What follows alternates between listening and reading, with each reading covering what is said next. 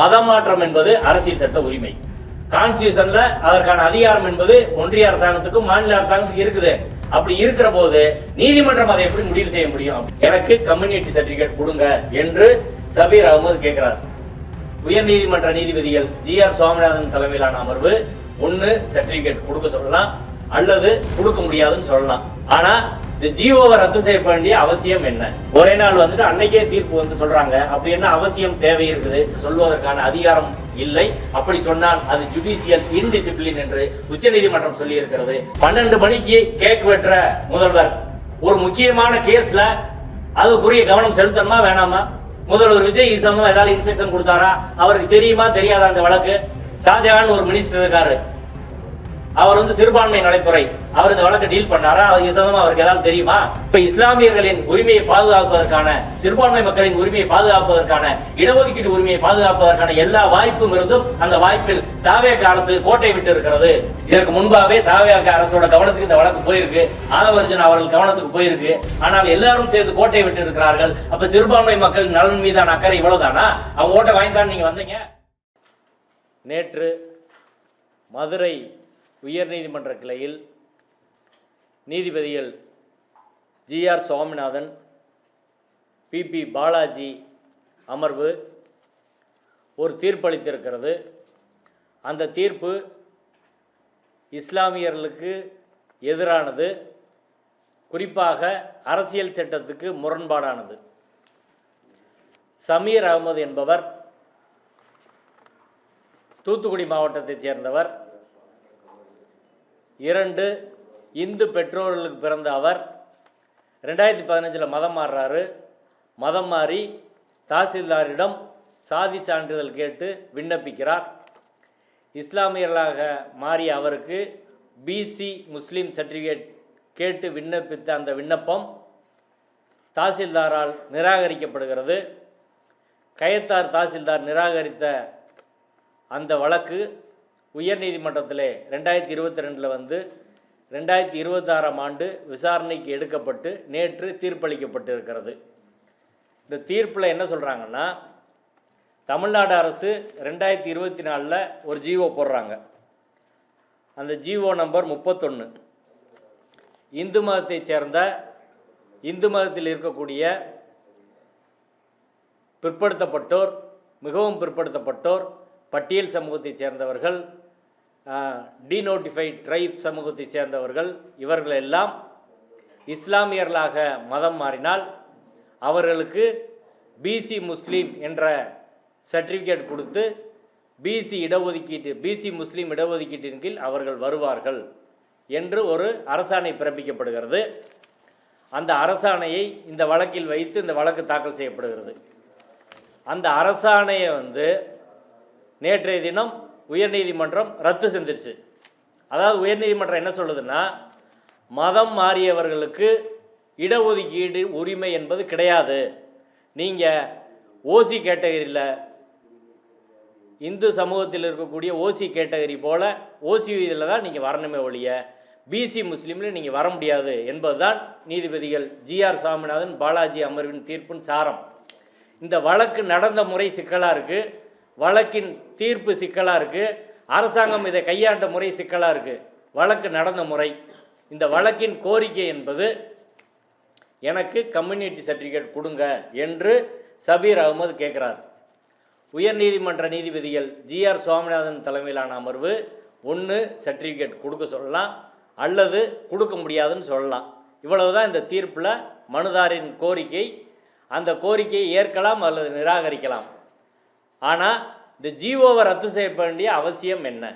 மதம் மாறியவர்கள் பிசி முஸ்லீமாக இருக்கலாம், அவர்கள் இடஒதுக்கீடு உரிமையை பெறலாம் என்பதை ரத்து செய்ய வேண்டிய அவசியம் தேவை என்ன?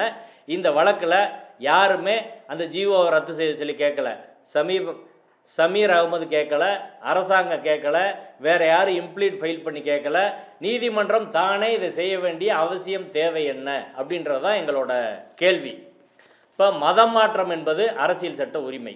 ஆர்டிகல் 25 இந்து முஸ்லீமாக மாறலாம், முஸ்லீம் இந்துவாக மாறலாம், கிறிஸ்டின் இந்துவாவோ முஸ்லீமாக மாறலாம்.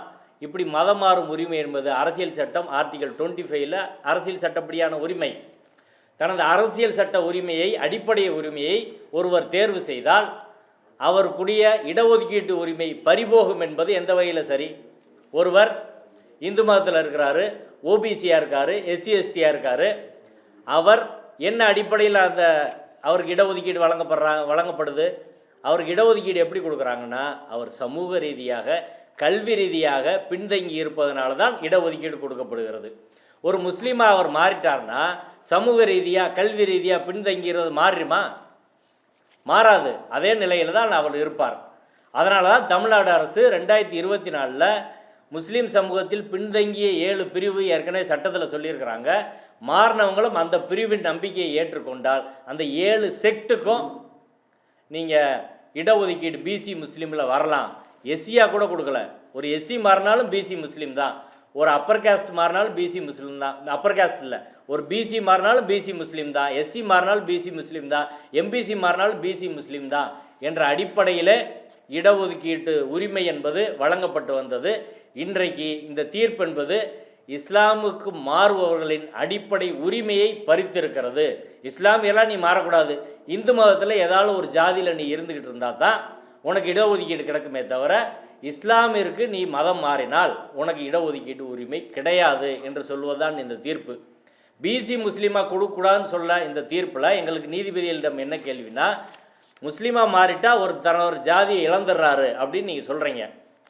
அவர் முஸ்லீமாக மாறினா எந்த கேட்டகரியில் வருவார்? நீதிபதி ஜிஆர் சுவாமிநாதன் தலைமையிலான அமர்வு அவங்கள எந்த கேட்டகரியில் சேர்த்துருக்கீங்க? ஓசி கேட்டகரியில் சேர்த்துருக்கீங்க. பிசி இல்லாமல் ஓசின்னு சேர்த்துருக்கீங்க. அரசாங்கம் பிசின்னு சொல்லுது. இதை ஒருவர் சமூக ரீதியாக, கல்வி ரீதியாக பின்தங்கி இருக்கிறாரா இல்லையா என்பதை முடிவு செய்ய வேண்டியது யார்? அரசாங்கம் தானே முடிவு செய்யணும். கான்ஸ்டியூஷனில் அதற்கான அதிகாரம் என்பது ஒன்றிய அரசாங்கத்துக்கும் மாநில அரசாங்கத்துக்கும் இருக்குது. அப்படி இருக்கிற போது நீதிமன்றம் அதை எப்படி முடிவு செய்ய முடியும் அப்படின்றதான் எங்கள் கேள்வி. ஒன்று. ரெண்டாவது விஷயம், இந்த தீர்ப்பு வழக்கு நடந்த முறைகேடாக இருக்குது. மனுதாரோட வழக்கறிஞர் நான் வக்காலத்தை வித்ரா பண்ணுறேன் அப்படின்னு சொல்லிட்டா அவருக்கு வழக்கறிஞரே இல்லை. வழக்கறிஞர் இல்லாத நிலையில் நீதிபதி ஜிஆர் சுவாமிநாதன் தலைமையிலான அமர்வு எப்படி வழக்கு நடத்த முடியும்? ஒரு வழக்கில் நான் வழக்கறிஞராக இருந்து விளைவிக்கிறேன் அப்படின்னு சொன்னால் நீதிமன்றம் என்ன செய்யணும்? சம்மந்தப்பட்ட பார்ட்டிக்கு நோட்டீஸ் அனுப்பணும். அவர் வேறு வழக்கறிஞர் வைப்பதற்கு வாய்ப்பு கொடுக்கணும். அப்படி அவர் வழக்கறிஞர் வைக்கலைன்னா அரசு தரப்புலேருந்து ஒரு வழக்கறிஞரை லீகல் லைன்லேருந்து நியமிக்கணும். வழக்கறிஞர் வைத்து வாதிடுவது ஆர்டிகல் 21, 22 அடிப்படை உரிமை. ஒருவர் தனக்கு வழக்கறிஞர் வைத்துக்கொள்வது அடிப்படை உரிமை. அந்த அடிப்படை உரிமையை ரத்து செய்வதற்கு உயர்நீதிமன்றத்துக்கு அதிகாரம் கிடையாது. அப்போது ஒருவர் வழக்கறிஞர் நான் விளைவிக்கிறேன்னு சொன்ன பிறகு சம்மந்தப்பட்ட பார்ட்டிக்கு அனுப்பாமல் நேற்று 4 மணிக்கு தீர்ப்பை வழக்கு விசாரணையை முடித்து 7 மணிக்கு தீர்ப்பு சொல்ல வேண்டிய அவசியம் தேவை என்ன? அப்படி என்ன அர்ஜென்சி? ஏற்கனவே இந்த வழக்கை விசாரித்த நீதிபதிகள் ஜிஆர் சுவாமிநாதன், பூர்ணிமா தலைமையிலான அமர்வு தான் 3 மாதமாக மதுரையில் இந்த கம்யூனிட்டி சர்டிஃபிகேட் தொடர்பான வழக்குகளை விசாரித்து வந்தாங்க. நேற்று மட்டும் அவங்க லீவ் போட்டாங்க. இன்னொரு நீதிபதி பாலாஜி என்ற நீதிபதி எப்படி அந்த வழக்கில் வந்தார்ன்றது தெரியலை. ஒரே நாள் வந்துட்டு அன்னைக்கே தீர்ப்பு சொல்கிறாங்க. அப்படி என்ன அவசியம் தேவை இருக்குது? அடுத்த வாரம் பெஞ்ச் இருக்குது, அதே பெஞ்ச் தான் கண்டினியூ ஆகுது, அவங்க விசாரிக்கலாமே. ரெண்டாவது மிக முக்கியமான விஷயம், இதே போன்ற அரசாணை ஏற்கனவே சென்னை உயர்நீதிமன்றத்தின் 2 நீதிபதிகள் அமர்வால் கையாளப்பட்டு அது செல்லும் என்று 2 நீதிபதிகள் சொல்லியிருக்கிறாங்க. அந்த வழக்கையும் நான் சொல்கிறேன். நீதிபதிகள் எம்எஸ் ரமேஷ், சக்திவேல் தலைமையிலான அமர்வு 30/10/2025 தமிழ்நாடு பப்ளிக் சர்வீஸ் கமிஷன் மேல்முறையீட்டு வழக்கு ஒன்று தாக்கல் செய்கிறாங்க. சுமையா பர்வீன் அப்படின்ற ஒரு வழக்கில் மேல்முறையீட்டு மனு தாக்கல் செய்கிறாங்க. அந்த வழக்கு என்னென்னா, ஒரு பெண் கொங்கு வேளாளர் சமூகத்தை சேர்ந்தவர் ஒரு முஸ்லீமை கல்யாணம் பண்ணுறாங்க. கல்யாணம் பண்ணிவிட்டு அவங்க பிசி முஸ்லீம் சர்டிஃபிகேட் கேட்குறாங்க. கணவர் கல்யாணம் பண்ணோடனே முஸ்லீமாக மாறிடுறாங்க, பிசி முஸ்லீம் சர்டிஃபிகேட் கேட்குறாங்க. கேட்டு அதை வச்சு பிசி முஸ்லீம் சர்டிஃபிகேட்டை வாங்கி வேலைக்கு அப்ளை பண்ணுறாங்க. அக்ரிகல்ச்சர் டிபார்ட்மெண்ட்டில் அவங்களுக்கு வேலை, அக்ரிகல்ச்சர் ஆஃபீஸர் வேலைக்கு அப்பாயின்ட் பண்ணுறாங்க. அந்த வேலைக்கு வரும்போது தமிழ்நாடு பப்ளிக் சர்வீஸ் கமிஷன் என்ன சொல்லுதுன்னா, அப்படி மாறினது கொடுத்த சர்டிஃபிகேட்டை ஏற்றுக்கிற முடியாதுன்னு சொல்லுது. இந்த வழக்கு உயர்நீதிமன்றத்துக்கு வருகிறது. உயர்நீதிமன்றத்துக்கு வருகிற போது உயர்நீதிமன்றத்தின் 2 நீதிபதிகள் அடங்கிய அமர்வு தமிழ்நாடு அரசின் கருத்தை கேட்டு தமிழ்நாடு பப்ளிக் சர்வீஸ் கமிஷன் சொன்னதை நிராகரித்து விட்டு இந்த ஜிஓ என்பது செல்லக்கூடியது. தமிழ்நாடு அரசு ஒரு ஜிஓ 2024 போட்டிருக்கிறாங்க. அந்த ஜிஓ அடிப்படையில் அவருக்கு நீங்கள் பணி நியமனம் வழங்க வேண்டும், தனியாக ஒரு போஸ்ட் உருவாக்கி கொடுக்கணும்னு சொல்லி நீதிபதிகள் எம்எஸ் ரமேஷ், சக்திவேல் தலைமையிலான அமர்வு 30/10/2025 தீர்ப்பு சொல்லியிருக்காங்க. இந்த தீர்ப்பும் நீதிபதி ஜிஆர் சுவாமிநாதன் அவர்கள் முன்பாக கொடுக்கப்பட்டிருக்கிறது. அப்போ நீதிபதி என்ன செய்யணும்? ஜுடிஷியல் டிசிப்ளின் அப்படின்னு சொல்கிறோம், அரசியல் சட்ட ஒழுங்குன்னு சொல்கிறோம். ஜுடிஷியல் டிசிப்ளினை உச்சநீதிமன்றம் பல்வேறு வழக்குகளில் வலியுறுத்தி இருக்கிறது. குறிப்பாக தாவூதி போரா அப்படின்ற வழக்கில், சுசீலா வழக்கில், மரிய புஷ்பம் வழக்கில் எல்லாத்துலேயும் ஏற்கனவே 2 நீதிபதிகள் அமர்வு ஒரு தீர்ப்பு சொன்னால், அடுத்து அது தொடர்பான வழக்கு மீண்டும் 2 நீதிபதிகளிடம் வருகிற போது அவங்களுக்கு மாறுபட்ட கருத்து இருந்தால் அந்த 2 நீதிபதிகள் தீர்ப்பை சரியில்லை என்று சொல்வதற்கான அதிகாரமோ உரிமையோ அந்த நீதிமன்றத்துக்கு கிடையாது. நீதிபதிகள் ஜிஆர் சுவாமிநாதன், பாலாஜி அமர்வு, நீதிபதி எம்எஸ் ரமேஷ் தலைமையிலான அமர்வின் தீர்ப்பை செல்லாது, சரியில்லை என்று சொல்வதற்கான அதிகாரம் இல்லை. அப்படி சொன்னால் அது ஜுடிஷியல் இன்டிசிப்ளின் என்று உச்சநீதிமன்றம் சொல்லியிருக்கிறது. அவங்க என்ன செய்யணும்? தலைமை நீதிபதிக்கு இந்த வழக்கை மாற்றி 3 நீதிபதிகள் அமர்வுக்கு பரிந்துரை செய்திருக்க வேண்டும். அப்படி செஞ்சால் தான் அது ப்ராப்பர் லீகல் கோர்ஸ். அப்படி இல்லாமல் நீதிபதிகள் ஜிஆர் சுவாமிநாதன், பிபி பாலாஜி அமர்வு 2 நீதிபதிகள் தீர்ப்பை சரியில்லை என்று சொல்லிவிட்டு இவர்கள் அந்த ஜிஓவை செல்லாது என்று அறிவிப்பது என்பது முழுக்க அரசியல் சட்ட விரோத நிலைப்பாடு, ஜுடிஷியல் டிசிப்ளினை மீறுவது, உச்சநீதிமன்றத்தின் பல்வேறு தீர்ப்புகளை மீறுவது. ஏற்கனவே எச்சிலை வழக்கில் நீதிபதி ஜிஆர் சுவாமிநாதன் அவர்கள் இதேபோல ஜுடிஷியல் டிசிப்ளினை மீறினார். கார்த்திகை தீப வழக்கிலையும் அதே போல மீறினார். இப்போது 3வது வழக்காக இஸ்லாம் மதத்துக்கு மாறியவர்கள் இடஒதுக்கீடு தொடர்பான வழக்கிலும் இதை மீறி இருக்கிறார். இது நீதித்துறையின் மாண்பை சீரழிக்கக்கூடியது, அரசியல் சட்ட விரோத நீதித்துறையின் கண்ணியத்தை சீர்குலைக்கக்கூடியது என்பதை இந்த பொது சமூகத்திற்கு நாங்கள் அறிவிப்பது வழக்கறிஞரின் கடமை என்ற முறையில் நாங்கள் சொல்கிறோம். இது நீதிமன்றம் தொடர்பாக. இதில் முதல்வர் விஜய் தலைமையிலான அரசு ஒன்று இருக்குங்க. இந்த வழக்கு ஏற்கனவே விசாரணைக்கு வருகிற போது நீதிபதி ஜிஆர் சுவாமிநாதன் அவர்கள் 1 மாதத்துக்கு முன்னாடியே இந்த அரசாணையை நாங்கள் ரத்து செய்ய போகிறோம் சொல்லிட்டாங்க. அடுத்து இந்த வழக்கு 9ஆம் தேதி விசாரணைக்கு வந்து, போன 9ஆம் தேதி விசாரணைக்கு வந்து 16ஆம் தேதி தான், 16/6 ஜூன் 16 தான் அரசு இந்த வழக்கில் ஒரு தரப்பாக உள்ளே போகிறாங்க. 16ஆம் தேதி உள்ளே போகிற அரசாங்கம் நீதிபதி ஏற்கனவே இதை ரத்து செய்வேன்னு சொன்னால் என்ன செஞ்சுருக்கணும்? ஒரு ரிட் மனுவில் வந்து பதில் மனு தாக்கல் செய்வதற்கு 8 வார கால அவகாசம் வழங்க வேண்டும் என்பது உயர்நீதிமன்றத்தின் விதி. 8 வார கால அவகாசம் கொடுங்க, நாங்கள் பதில் மனு தாக்கல் செய்கிறோன்னு தாவேக அரசு ஏன் நீதிமன்றத்தில் சொல்லலை? 1. 2வது, இப்படி இஸ்லாமியர்களின் இடஒதுக்கீட்டு உரிமை தொடர்பான ஒரு முக்கியமான அரசியல் சட்ட வழக்கில், இந்த வழக்குக்கு ஒரு நீண்ட நெடிய வரலாறு உண்டு. ஆசிஃபா என்ற ஒரு பெண் உயர்நீதிமன்றத்தில் 2015 ஒரு வழக்கு போடுகிற போது தான் இந்த பிரச்சனை முதல்ல வருது. மதம் மாறியவர்களுக்கு இடஒதுக்கீடு உரிமை உண்டா என்ற கேள்வி நீதிபதி அரிப்பரந்தாமன் முன்பாக எழுப்பப்பட்டு, நீதிபதி அரிப்பரந்தாமன் அவர்கள் சீனியர் அட்வொகேட் அஜ்மல் கானை அமிக்கஸ் குறியை அப்பாயின்ட் பண்ணி நீண்ட நெடிய விவாதங்களுக்கு பிறகு ஒரு விரிவான தீர்ப்பை அளிக்கிறார். அதன் தொடர்ச்சியாக தான் தமிழ்நாடு அரசு 2024 ஜிஓ போடுறாங்க. 2025 உயர்நீதிமன்றம் அதை உறுதி செய்கிறது. ஆனால் 2026 இதை வந்து தாவேக அரசு போகிற போக்கில் அலட்சியமாக மிகவும் பொறுப்பற்ற முறையில் அந்த உரிமையை விட்டு கொடுத்துட்டாங்கன்றது தான் வருத்தத்துக்குரிய ஒரு விஷயம். நான் கேட்குறேன், இது ஒரு முக்கியமான வழக்கு இல்லை. ஏஜி வந்து ஆஜராக வேணாமாங்க? ஏஜி வந்து பேச வேணாமா? ஏஏஜி நேரில் வந்து பேச வேணாமா? ஆன்லைனில் பேசுகிறாங்க. கடைசி நாளில் வருகிற போது இதை ரத்து செய்வ நீதிபதி முன்னாடி இதையாங்க நடத்துகிறாங்க, 8 வார கால அவகாசம் கொடுங்க அப்படின்னு சொல்ல வேணாமா? அடுத்து ஏற்கனவே 2 நீதிபதிகள் தீர்ப்பு சொல்லியிருக்கிறாங்க, இதை லார்ஜர் பெஞ்சுக்கு ரெஃபர் பண்ணுங்க அப்படின்னு நீதிபதி ஜிஆர் சுவாமிநாதன் அவர்களிடம் சொல்லி லெட்டர் கொடுத்துட்டு தலைமை நீதிபதிக்கு லெட்டர் கொடுக்க வேண்டாமா? இப்போ இஸ்லாமியர்களின் உரிமையை பாதுகாப்பதற்கான, சிறுபான்மை மக்களின் உரிமையை பாதுகாப்பதற்கான, இடஒதுக்கீடு உரிமையை பாதுகாப்பதற்கான எல்லா வாய்ப்பும் இருந்தும் அந்த வாய்ப்பில் தாவேக அரசு கோட்டை விட்டு இருக்கிறது என்று வெளிப்படையாக நான் குற்றம் சாட்டுகிறேன். நான் கேட்குறேன், 12 மணிக்கு கேக் வெட்டுற முதல்வர் 12 மணிக்கு கேக் வெட்டுவதற்கு அதுக்கு நேரம் கொடுக்கக்கூடிய ஒரு முதல்வர் ஒரு முக்கியமான கேஸில் அதுக்குரிய கவனம் செலுத்தணுமா வேணாமா? முதல்வர் விஜய் சம்பந்தமாக ஏதாவது இன்ஸ்ட்ரக்ஷன் கொடுத்தாரா? அவருக்கு தெரியுமா தெரியாதா? அந்த வழக்கு இஸ்லாமியர்களின் அடிப்படை உரிமை மதம் மாறும் மக்களின் அடிப்படை உரிமை, ஓபிசி மக்களின் அடிப்படை உரிமை, பட்டியல் சமூக மக்களின் அடிப்படை உரிமை, டிஎன்டி மக்களின் அடிப்படை உரிமை, எம்பிசி மக்களின் அடிப்படை உரிமை, பல்லாயிரம் இளைஞர்களின் வேலைவாய்ப்பு உரிமை, எல்லா உரிமையும் ஒரு வழக்கில் பறிபோகுது. 12 மணிக்கு கேக்கு வெட்டுறவர் கேஸுக்கு ஒரு இன்ஸ்ட்ரக்ஷன் கொடுக்க மாட்டாரா? எந்த மினிஸ்டருக்கு அந்த வழக்கை டீல் பண்ணது சொல்லுங்கள்? ஷாஜஹான் ஒரு மினிஸ்டர் இருக்கார், அவர் சிறுபான்மை நலத்துறை, அவர் இந்த வழக்கை டீல் பண்ணாரா? இது சொந்தமாக அவருக்கு ஏதாவது தெரியுமா? அடுத்து பிற்படுத்தப்பட்டோர் நலத்துறை அமைச்சர் ஒருத்தர் இருக்கார், சம்பத்குமார், பிசி வெல்ஃபேர் அமைச்சர், டிபார்ட்மெண்ட் அமைச்சர், அவருக்கு இந்த வழக்கு பற்றி ஏதாவது தெரியுமா? சரி, முதல்வருக்கு இத்தனை செயலாளர் இருக்காங்களே.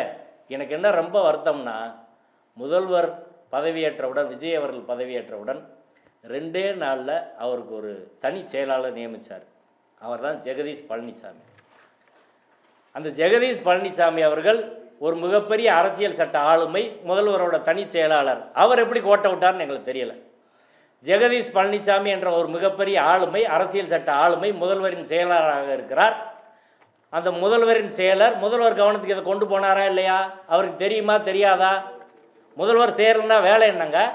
முதல்வர் செயலாளர் எல்லா பிரச்சனையும் முதல்வர் கவனத்துக்கு கொண்டு போகணும்ல. அவர் முதல்வர் பிறந்தநாள் கொண்டாட்டத்தில் இருந்தாரா? என்ன பண்ணார்? அப்போ யார் என்ன இந்த ஆட்சியில் என்ன பொறுப்பில் இருக்கிறாங்க, என்ன செய்கிறாங்க அப்படின்னு எதுவுமே தெரியலை. சிறுபான்மை மக்களின் உரிமை, பட்டியல் சமூக மக்களின் உரிமை எல்லாமே ஒரே வழக்கில் போகிற போக்கில் பறிபோகுது. இதை 3 நீதிபதிகள் அமர்வுக்கு ரெஃபர் செய்யக்கூடிய எல்லா வாய்ப்பும் இருக்கிற போது இதற்கு தாவேக அரசு கோட்டை விட்டதற்கான காரணத்தை அவங்க வெளிப்படையாக அறிவிக்கணும். இதற்கு முன்பாகவே தாவேக அரசோட கவனத்துக்கு இந்த வழக்கு போயிருக்கு, ஆதவ அர்ஜுனா அவர்கள் கவனத்துக்கு போயிருக்கு. ஆனால் எல்லாரும் சேர்ந்து கோட்டை விட்டு இருக்கிறார்கள். அப்போ சிறுபான்மை மக்கள் நலன் மீதான அக்கறை இவ்வளோதானா? அவங்க ஓட்டை வாங்கித்தான்னு நீங்கள் வந்தீங்க, இன்றைக்கி அவங்க உரிமையெல்லாம் போட்டுமா? இப்போ அடிப்படையில் இந்த அரசாங்கம் ஒரு அரசியல் தெரியாத, அரசியல் சட்டம் தெரியாத, இடஒதுக்கீடு உரிமை பற்றி தெரியாத, சிறுபான்மை மக்களின் உரிமை தெரியாத, அரசியல் சட்ட உரிமை தெரியாத ஒரு அரசாங்கம் இருக்கிறது. அரசியலில் தெற்கு வடக்கு தெரியாதவங்கெல்லாம் இன்றைக்கி இங்கே உட்காந்துக்கிட்டு இதை தீர்மானிக்கிறதுக்கு யார் இன்ஸ்ட்ரக்ஷன் கொடுப்பா, யார் இதை தீர்மானிப்பா என்பது எதுவுமே கிடையாது. ஒரு ஏஜியை நேரம் வர சொல்கிற கூட இந்த அரசுக்கு துப்பு கிடையாதா? பேச வேணாமா? அப்போ என்ன நடக்குதுங்க தமிழ்நாட்டில்? இப்போ சிறுபான்மை மக்களின் உரிமை இப்படிப்பட்ட ஒரு நபரின் கையில் இருந்தால் எப்படி இருக்கும்? இன்றைக்கி கூட்டணி அமைச்சர்கள் இருக்கிற ஐயுஎம்எல் என்ன பேச போகிறாங்க, விசிகே என்ன பேச போகிறாங்க, சிபிஐ என்ன பேச போகிறாங்க, சிபிஎம் என்ன பேச போகிறாங்க? இது நீண்ட காலமாக 2015 தொடர்ச்சியாக என்றைக்கோ கொடுத்துருக்கணும். அப்படி போராடி பெற்ற ஒரு உரிமையை ஒரே நாளில் 2-3 மணி நேரத்தில் காலி பண்ணிட்டாங்க. தாவேக அரசு அதற்கு முழுமையாக துணை போயிருக்கிறது. தாவேக அரசு வழக்கறிஞர்கள் யாரும் கொள்கை ரீதியானவர் கிடையாது. நீங்கள் என்ன சொல்கிறீங்க? பெரியார் கொள்கைப்படி நாங்கள் இருப்போம், அம்பேத்கர் கொள்கைப்படி இருப்போம் அப்படின்னு. யாராவது ஒருத்தர் ஏஜி பெரியார் கொள்கைப்படியானவரா, ஏஏஜி அம்பேத்கர் கொள்கைப்படியானவரா? எந்த ஸ்பெஷல் ஜிபி இருக்காங்க? யாருமே கொள்கைக்கான ஆட்கள் கிடையாது. எல்லாமே காசு கொடுத்தா கேஸ் நடத்தக்கூடிய வழக்கறிஞர்கள். இந்த பக்கம் பேசுவாங்க, அந்த பக்கம் பேசுவாங்க. ஐடியாலஜி உள்ள நபர்கள் அரசியலும் இல்லை, முதல்வரின் செயலாளரும் இல்லை, தனி செயலாளரும் இல்லை, அரசு வழக்கறிஞர்களும் இல்லை. அப்படி இல்லாத ஒரு அரசாங்கம் எப்படி சரியான திசையில் போகும்? அப்போ இது தொடக்கம். சிறுபான்மை மக்களின் உரிமை, அடுத்து ஓபிசி எஸ்சி எஸ்டி மக்களின் உரிமை எல்லாம் நீதிமன்றத்தால் பறிக்கப்படுகிற போது அதை எதிர்ப்பதற்கான திராணியும் துணிச்சலும் இந்த அரசுக்கு இல்லை என்பது தொடக்கத்திலே அம்பலமாகி இருக்கிறது.